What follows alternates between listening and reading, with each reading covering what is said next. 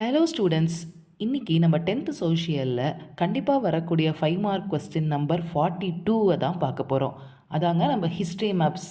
இந்த கொஸ்டினில் either India map or world map வரும். ஸோ இதை எப்படி ஈஸியாக நம்ம ஹேண்டில் பண்ணலாங்கிறத பார்க்கலாம் வாங்க.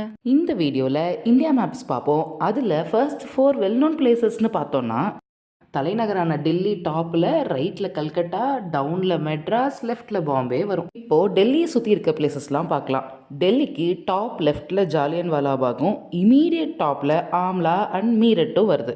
நெக்ஸ்ட்டு டெல்லிக்கு கீழே வர பிளேசஸை பார்க்கலாம். டெல்லி 5 லெட்டர் வேர்டா, ஸோ 5 பிளேசஸ் வரப்போகுது.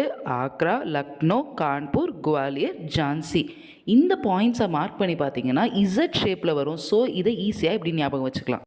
இசட்டுக்கு பக்கத்தில் ஏ லெட்டர் வேர்டு அலகாபாத் வரும். இந்தியாவோட ரைட்டில் பாஸ் ஷேப்பில் இருக்கிற பள்ளத்தில் வர 4 பிளேசஸ் பார்க்கலாம். பரேலி, கோரக்பூர், சௌரி சௌரா, சாம்ப்ரான். நெக்ஸ்ட்டு 2Cக்கு நடுவில் வர 1P அண்ட் 2Bயை பார்க்கலாமா? அதான் நம்ம சாம்ப்ரானுக்கும் கல்கட்டாக்கும் நடுவில் வர பாட்னா, பனாரஸ், பாரக்பூர் தான் சொன்னேன். தமிழ்நாட்டில் மெட்ராஸ் மட்டும் இல்லாமல் மெட்ராஸ்க்கு அடுத்து வர பள்ளத்துலேயே வேதாரண்யமும் வந்துடுதுங்க. அப்படியே மெட்ராஸ்லேருந்து பாம்பேக்கு போகிற வழியில் சட்டாராவையும் பூனாவையும் விசிட் பண்ணிட்டு போயிடுவோம்.